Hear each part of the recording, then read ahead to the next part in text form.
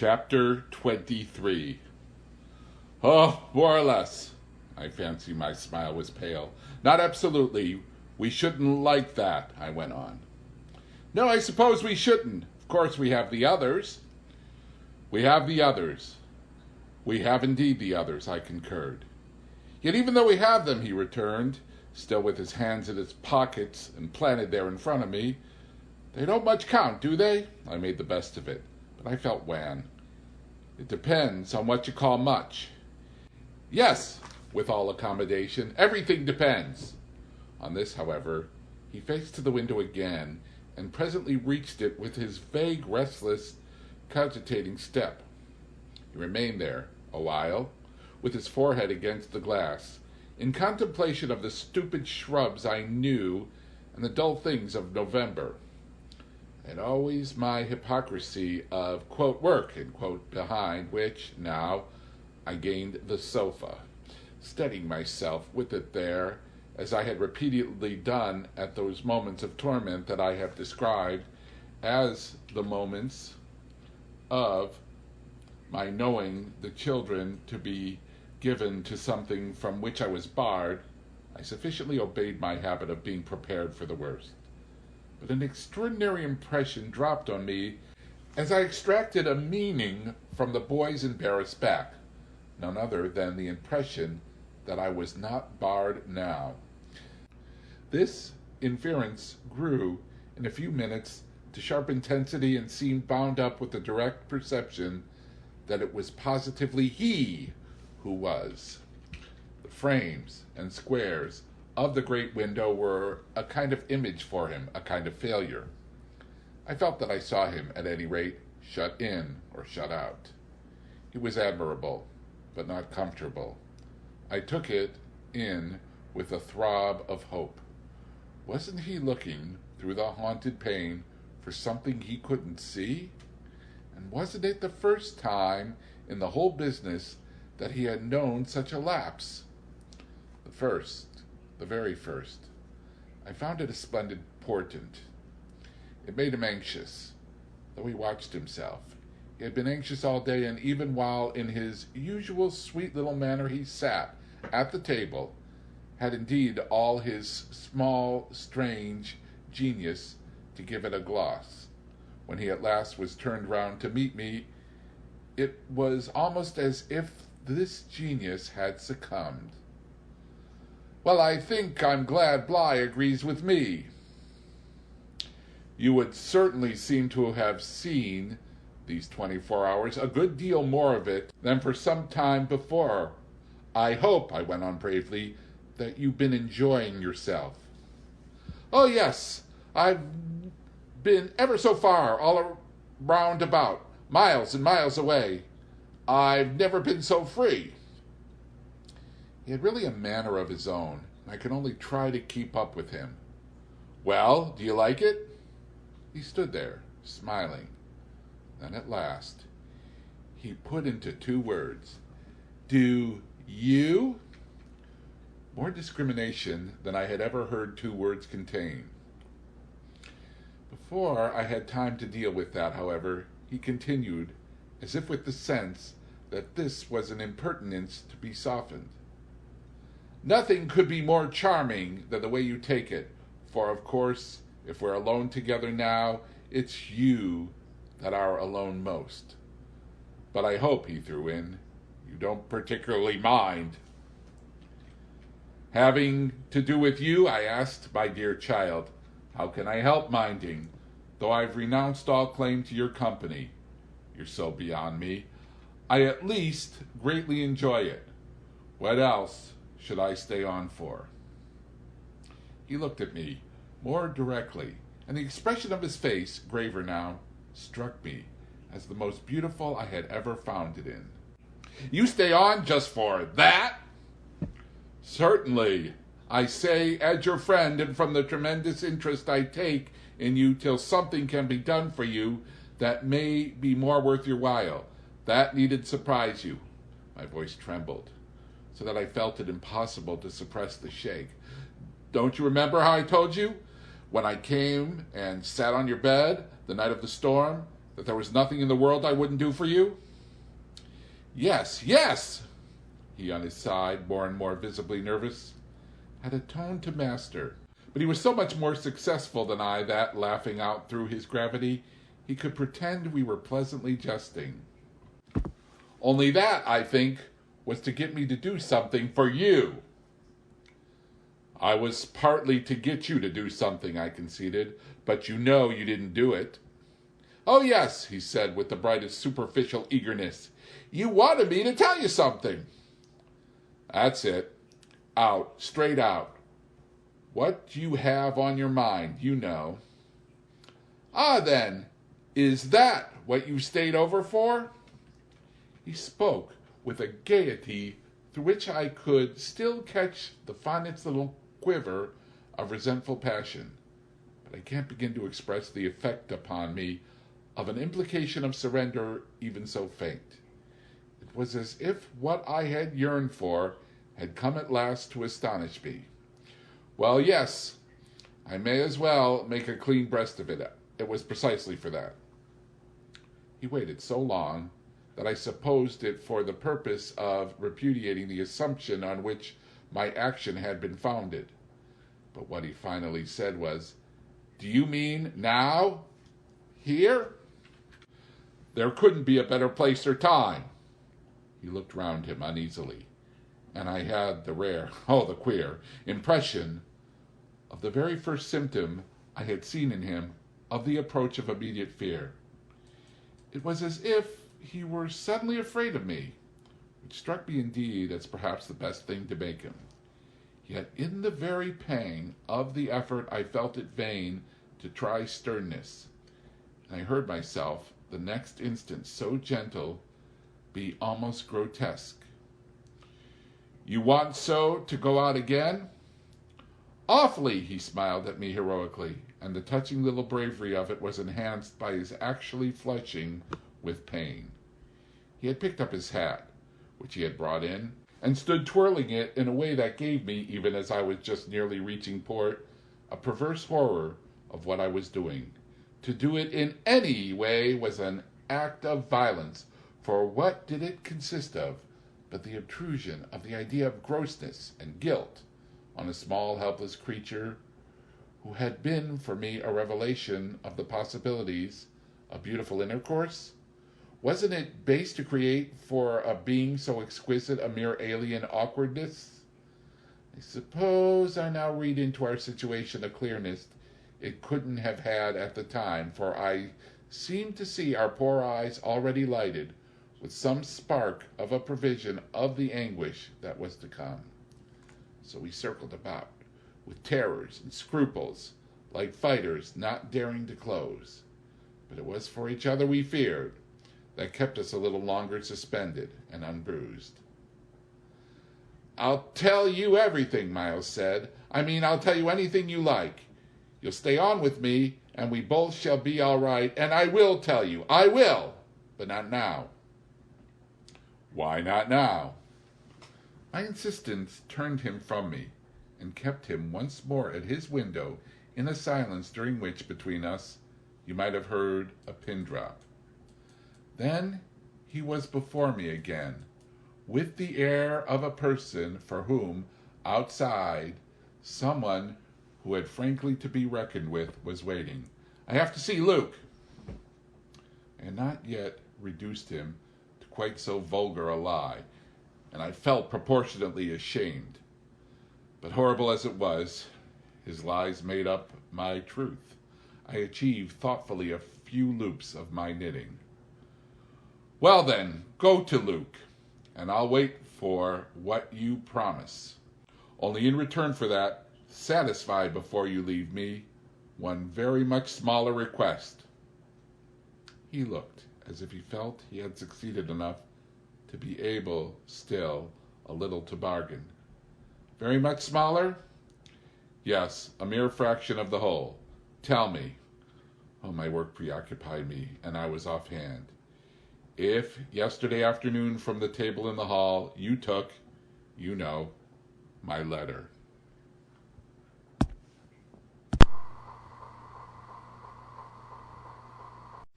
Chapter 24. My sense of how he received this suffered for a minute from something that I can describe only as a fierce split of my attention. A stroke that at first, as I sprang straight up, reduced me to the mere blind movement of getting hold of him, drawing him close, and while I just fell for support against the nearest piece of furniture, instinctively keeping him with his back to the window. The appearance was full upon us that I had already to deal with here. Peter Quint had come into view like a sentinel before a prison. The next thing I saw was that, from outside, he had reached the window. And then I knew that, close to the glass and glaring in through it, he offered once more to the room his white face of damnation.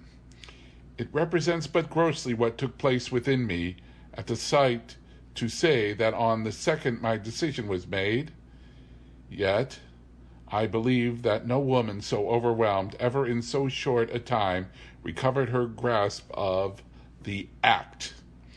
It came to me, in the very horror of the immediate presence that the act would be, seeing and facing what I saw and faced, to keep the boy himself unaware. The inspiration, I can call it by no other name, was that I felt how voluntarily, how transcendently I might. It was like fighting with a demon for a human soul, and when I had fairly so appraised it, I saw how the human soul, held out in the tremor of my hands at arm's length, had a perfect dew of sweat on a lovely childish forehead. The face that was close to mine was as white as the face against the glass, and out of it presently came a sound, not low nor weak, but as if from much further away, that I drank like a waft of fragrance.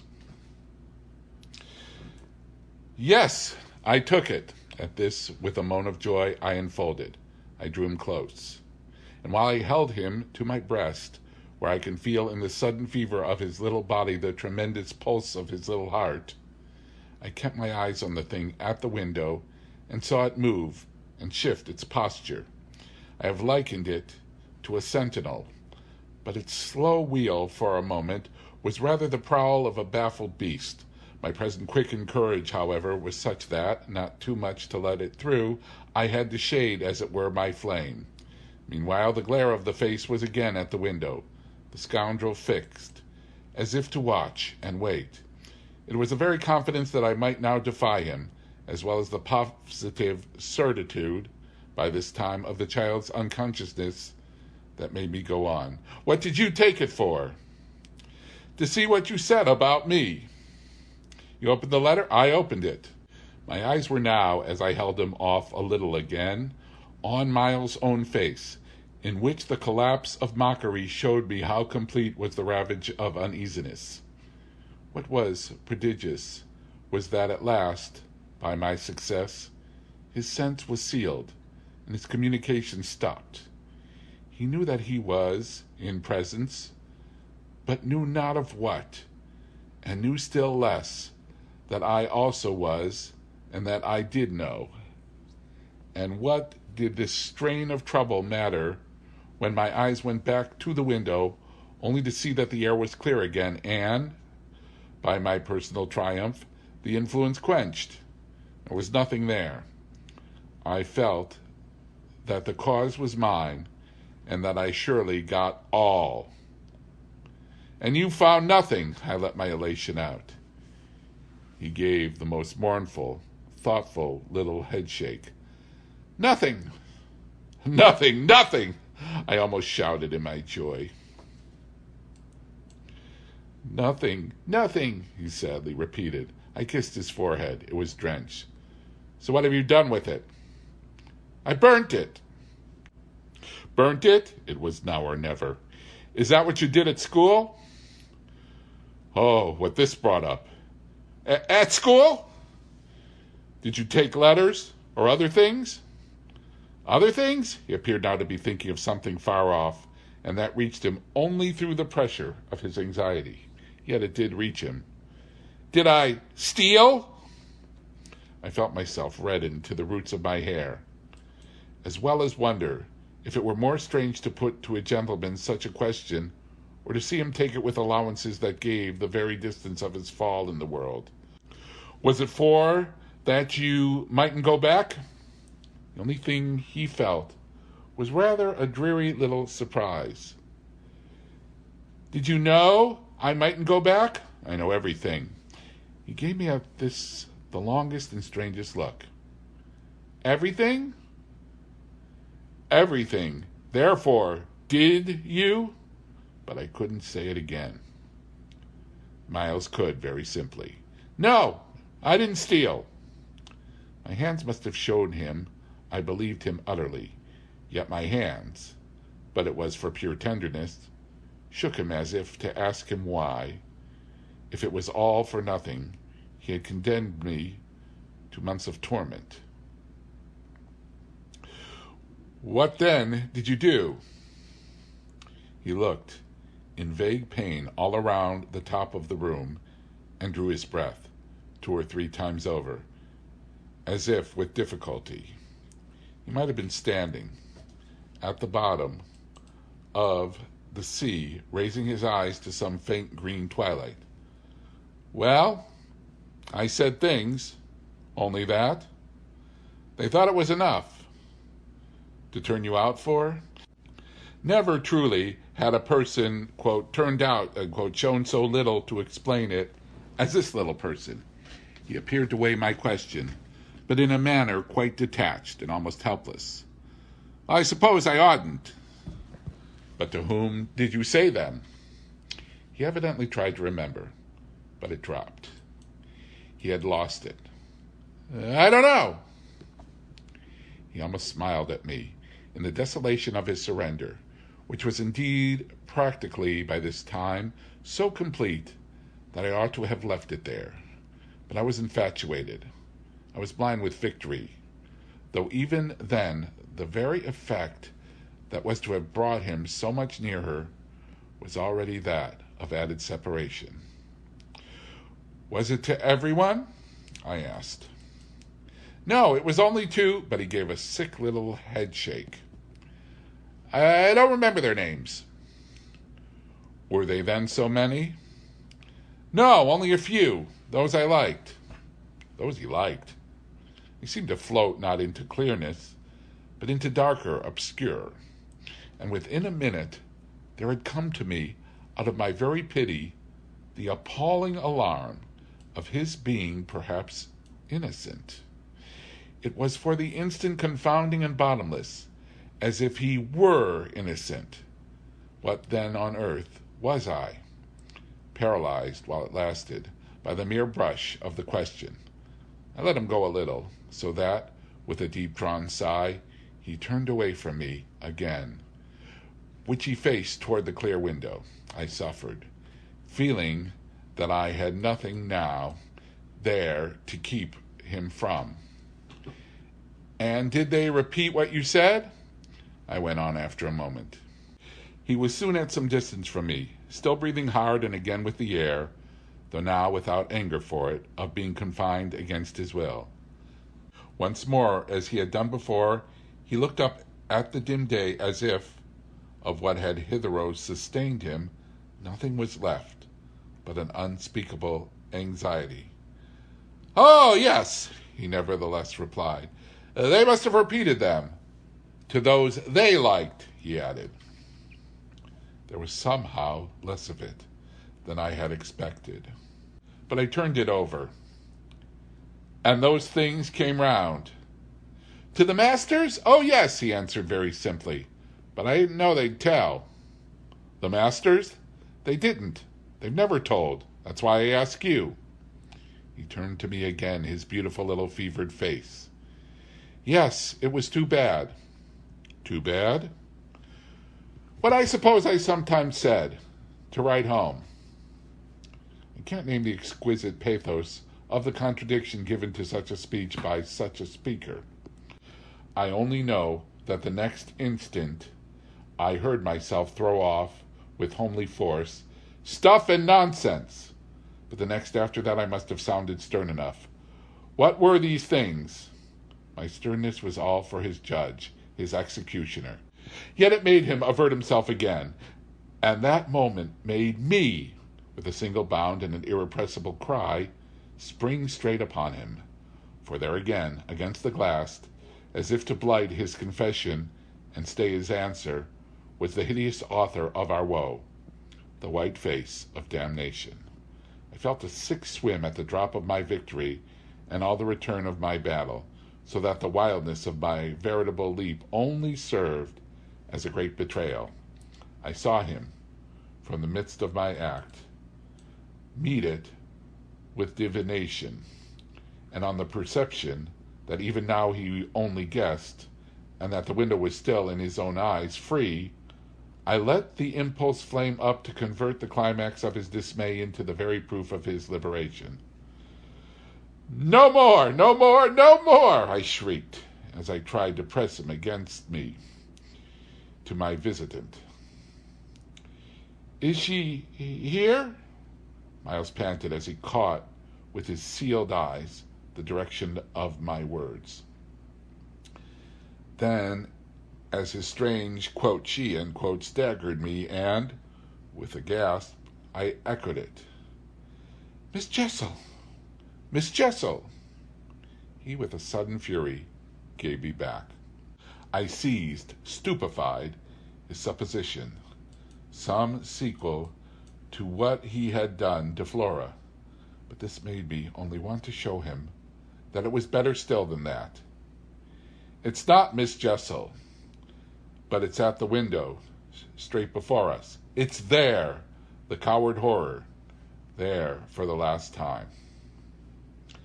At this, after a second in which his head made the movement of a baffled dog's on a scent and gave me a frantic little shake for air and light, he was at me, in a white rage, bewildered, glaring vainly over the place and missing wholly, though it now, to my sense, filled the room, like the taste of poison, the wide, overwhelming present.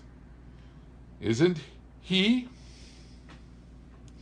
I was so determined to have all my proof that I flashed into ice to challenge him. "Who do you mean by he?" "Peter Quint, you devil!" His face again round the room, its convulsed supplication. "Where?" They are in my ears still, his supreme surrender of the name and his tribute to my devotion. What does he matter now, my own? What will he ever matter? I have you. I launched at the beast. But he has lost you forever. Then, for the demonstration of my work, there, I said to Miles. But he had already jerked straight round, stared, glared again, and seen but the quiet day. With the stroke of the loss, I was so proud of he uttered the cry of a creature hurled over an abyss, and the grasp with which I recovered him might have been that of catching him in his fall. I caught him. Yes, I held him. It may be imagined with what a passion, but at the end of a minute, I began to feel what it truly was that I held. We were alone with the quiet day, and his little heart, dispossessed, had stopped.